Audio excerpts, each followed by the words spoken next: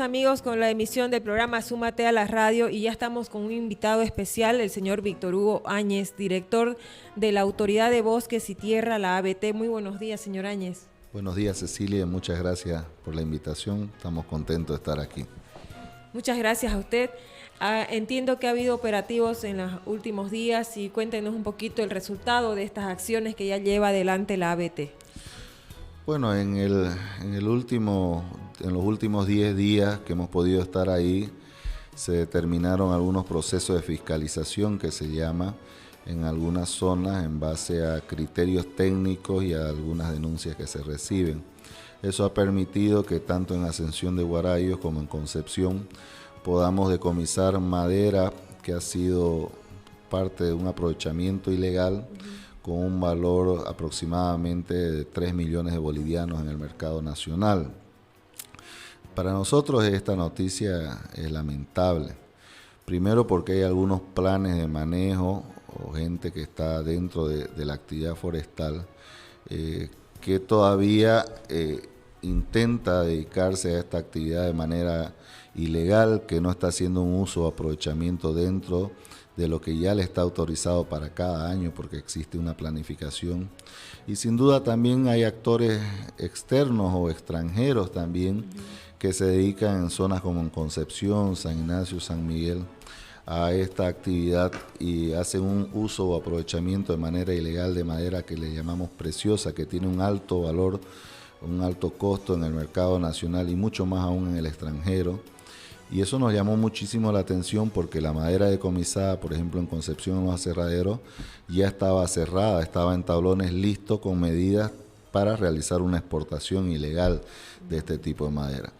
Ahí nosotros hemos determinado una acción rápida, de que hemos entrado una línea de acción rápida para poder ir luchando contra este tema, que es un tema ilegal, que afecta además nuestro medio ambiente, que afecta nuestros bosques, nuestras tierras, porque toda tala de árbol de manera ilegal no cumple con los principios rectores de la norma, no cumple con los principios del desarrollo sostenible, de que en un futuro pueda haber un uso o aprovechamiento de otras generaciones, y por lo tanto también no solamente un movimiento económico ilegítimo, sino que también daña nuestro medio ambiente, daña nuestros bosques y nuestras tierras. Señor Áñez, usted habla de la presencia de extranjeros en esta actividad y además puede hacernos un poquito la relación de precio de cuánto cuesta en el mercado nacional y cuánto llega en el exterior a costar. Bueno, sí, hay algunos ciudadanos extranjeros, no vamos a entrar en una categorización porque no se trata de ningún tipo de persecución, que en relación con ciudadanos bolivianos, que eso es muy lamentable, que a través de este sistema de corrupción involucran algunas veces, llegan hasta los funcionarios mismos de la ABT, agentes auxiliares que se dedican a firmar los supuestos planes, distorsionándolo, fraguándolo, y obviamente entran en lugares no permitidos por ley o aumentan los volúmenes de manera ilegal, que quiere decir que en un área determinada ellos pretenden que nosotros creamos que ha habido un volumen sumamente por encima de los promedios de rendimiento de este tipo de madera. Y claro, se vuelve atractivo porque si esta madera que nosotros hemos decomisado en territorio nacional tiene un costo, un valor aproximado de 3 millones de bolivianos, cuando ellos lo sacan al mercado internacional, esta madera puede llegar a costar 8 millones de bolivianos, prácticamente 2 veces el valor del mercado que se tiene aquí. Ahí yo estoy haciendo un llamado a toda la gente que se dedica a la actividad forestal, ¿no? A los usuarios, a los que hacen aprovechamiento. Esta institución está en un periodo de transformación, esas son las instrucciones que hemos recibido de parte de la Presidenta del Estado. Además, un clamor ciudadano que las cosas tienen que comenzar a cambiar, que tenemos que enmarcarnos en la ley, que tenemos que comenzar a trabajar en el marco de las normas. Sí se necesita desarrollo, progreso, pero en el marco de un desarrollo sostenible. Quiere decir que podamos asegurarle a las futuras generaciones que también gocen de estos recursos naturales. Por lo tanto, yo en una reunión que he sostenido con diferentes niveles de institucionalidad, colegios profesionales, las cámaras que realizan este tipo de actividad, sectores productivos, inclusive con organismos internacionales que tienen que ver muchísimo, que son conocidos acá como la FAN, FCBC, la FAO. Ya hemos marcado una línea clara de trabajo y le hemos dicho sobre todo a los usuarios o a los que se dedican a la actividad forestal, que si ellos enmarcan su acción en la legalidad, van a tener en la ABT servidores públicos al servicio de ellos para colaborarlo, para poder reactivar este sector económico que ha estado tan deprimido, que ha estado perseguido, en muchos casos hasta extorsionado, pero en el marco de la legalidad. Todo lo que esté fuera de la ley, Cecilia, todo lo que esté en el marco del tráfico tala ilegal, nosotros ahí vamos a ser implacables, con ciudadanos nacionales o extranjeros. Si son funcionarios públicos, mucho más aún por la responsabilidad que tienen, o si son agentes auxiliares. Y eso se lo hemos transmitido también a los colegios profesionales que se ven involucrados o que aglutinan a ciertos malos profesionales, porque no podemos generalizar, pero tampoco no podemos tapar el sol con un dedo y sabemos que hay algunas personas que se prestan para estas actuaciones. Por eso estamos haciendo algunos cambios a nivel de unidades operativas en los lugares donde hay mayor movimiento en la actividad forestal. Cambio de personal. Cambio de personal, cabalmente, porque tenemos que garantizar que la nueva línea de trabajo, la nueva imagen que queremos darle a la ABT en el marco de la transparencia, de la eficiencia, de la eficacia, de la responsabilidad con nuestro medio ambiente, tiene que venir a través de estos nuevos actores o servidores públicos que están en esos lugares, porque ese es el compromiso que he asumido como director ejecutivo de la ABT y ese es el trabajo que nos han encomendado que realicemos desde este gobierno y también desde el sentimiento que uno escucha del ciudadano que quiere que su Estado comience a funcionar como es debidamente en el marco de la ley. Así es, porque la ABT en los últimos años ha sido una institución bastante cuestionada, justamente por la falta de transparencia, como usted señalaba. Entonces eso va a ser muy importante para renovar y volver a tener mayor credibilidad. En el tema, por ejemplo, de la Chiquitania, que también es un tema de mucho interés de la población, sobre todo en Santa Cruz, ¿se va a iniciar estas acciones para reforestar? ¿Cómo se va a hacer eso?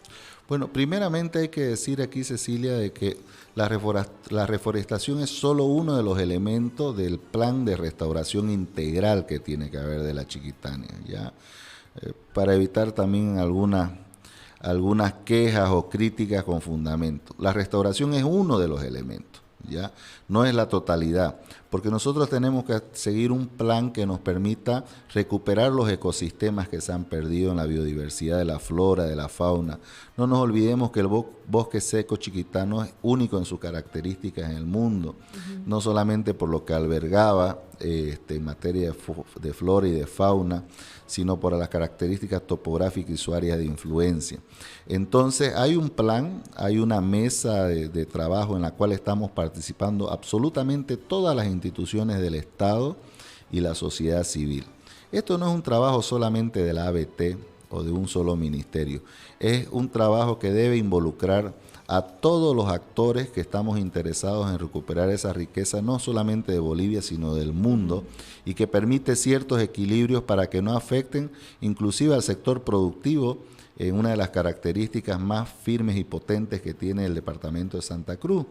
Entonces, esta reforestación tiene que salir del plan general o del plan integral de restauración para determinar en qué áreas, cuántas áreas, cuáles han sido las áreas más afectadas, cómo solucionamos el tema de los ciudadanos, además, que han sufrido porque sus comunidades en sus áreas de influencia se han sido quemadas, donde han perdido sus plantaciones, sus árboles frutales, sus medios de subsistencia, porque al final y al cabo nuestros hermanos indígenas y campesinos del área chiquitana han perdido su medio de subsistencia, porque ellos hacen agricultura de subsistencia para poder vivir, Claro. Ganadería de subsistencia, o se dedican a la cosecha de fruta como un medio de subsistencia y no solamente comercial, netamente como un valor económico. ¿Y ese plan que usted señala ya tiene fecha? ¿Cuándo se Bueno, va? se está trabajando, no podemos adelantarnos porque por un marco de responsabilidad, por todos los elementos que tiene la Chiquitania que yo te explicaba anteriormente, no podemos adelantarnos. Por el marco de la ley departamental de pausa que existe, estas mesas tienen un periodo de duración hasta marzo del próximo año. Pero también estamos conscientes de que el ciudadano nos pide pasar de la planificación hacia la acción y pide que sus autoridades tomen algunas determinaciones. Bueno, ya hay algunos lineamientos maestros, hablábamos de reforestación, de la mitigación, hay que hacer una evaluación de la resiliencia o la restauración natural producto de las lluvias, que ya también está viendo por la nobleza de la naturaleza, por la bendición de Dios. Hay algunos lugares que se están restaurando de manera natural por el tema de las lluvias, ¿ya?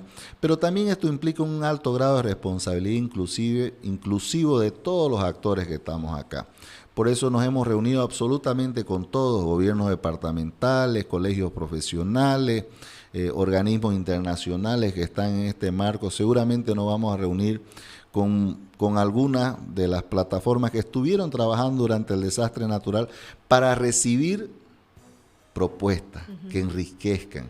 Ya nosotros sabemos el daño, estamos conscientes, particularmente yo estuve durante 40 días aproximadamente en el lugar trabajando donde fueron los desastres, en una de las zonas, ¿no? Porque prácticamente fue a nivel departamental, en la extensa zona de la Chiquitania.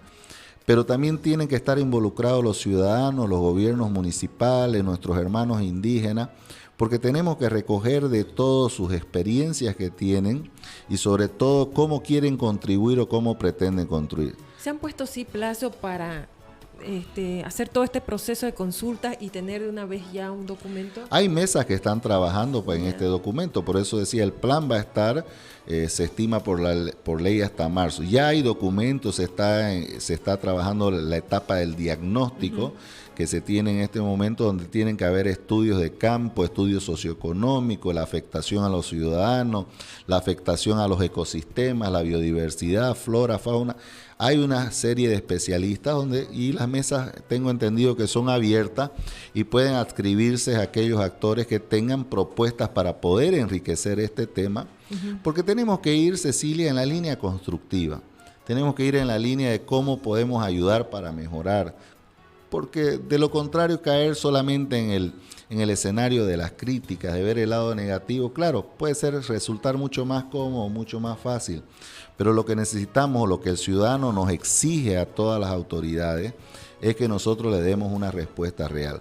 Por eso es que nosotros preveemos que en este mes de diciembre podemos dar ya algunas líneas maestras sobre las cuales se va a basar el plan de restauración para que podamos avanzar, ¿no? Y ejecutar algunas en esta etapa y otras a partir de la quincena de enero, cuando arranquen también la actividad pública como tal, porque tú sabes que hay un cierre y inicio de gestión, y también para que vaya dando el tiempo necesario para que termine este plan integral de restauración con los datos que se están recogiendo. ¿Por qué?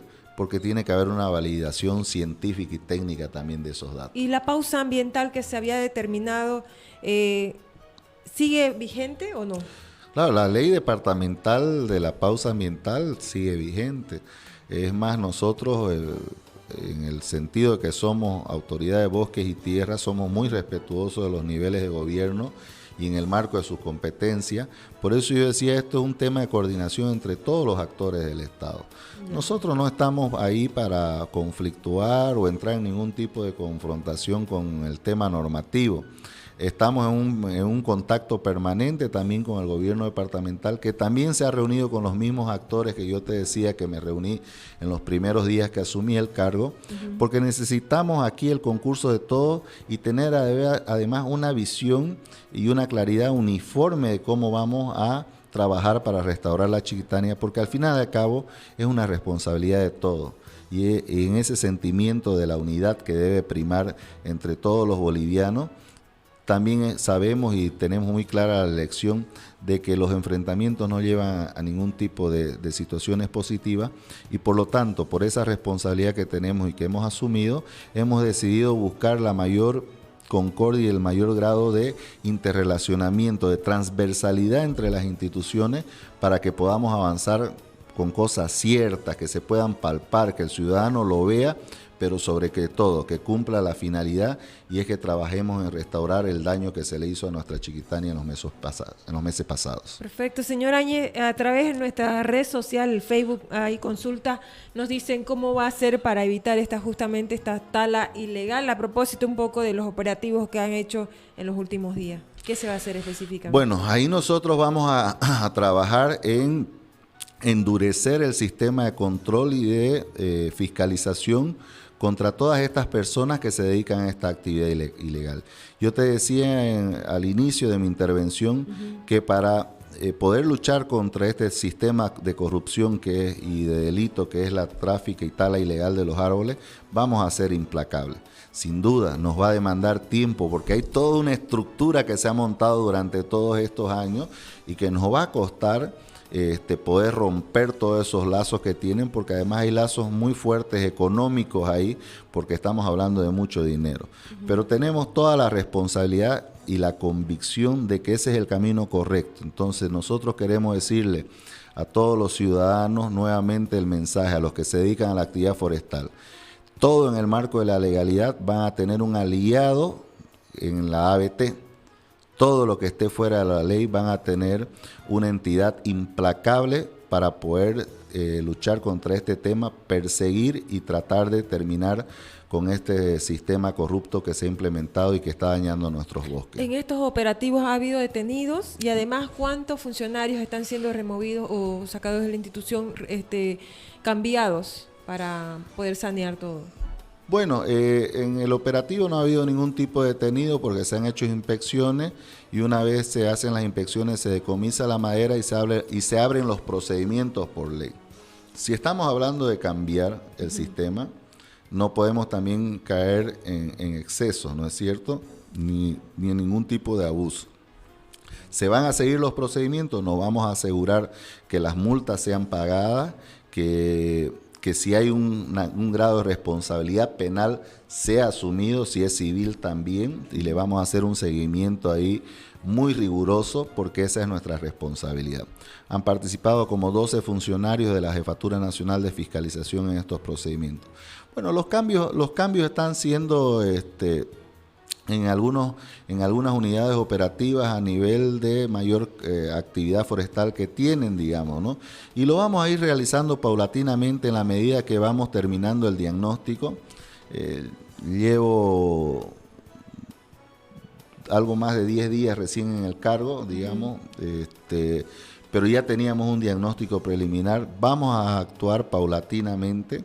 Aquellos funcionarios que técnicamente, que no tengan ningún indicio de corrupción o procesos internos o sumarios internos, pues obvio, tienen que quedarse tranquilos porque lo que necesitamos son gente técnica para que esta institución funcione como debe ser.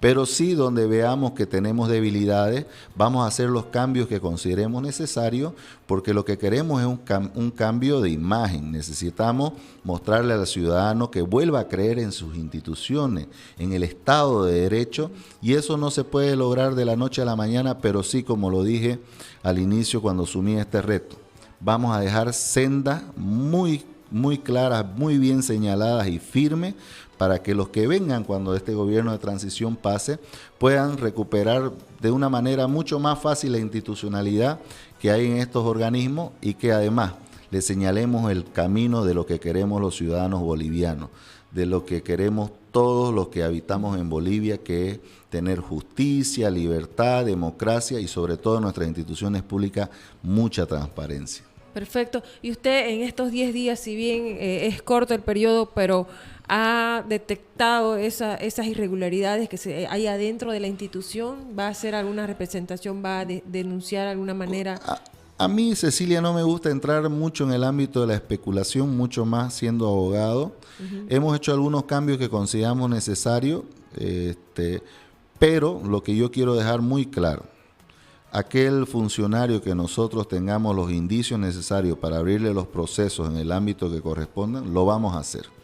Porque así de implacables hacia afuera para luchar contra la corrupción, mucho más implacables hacia adentro para luchar con la corrupción, porque de eso se trata.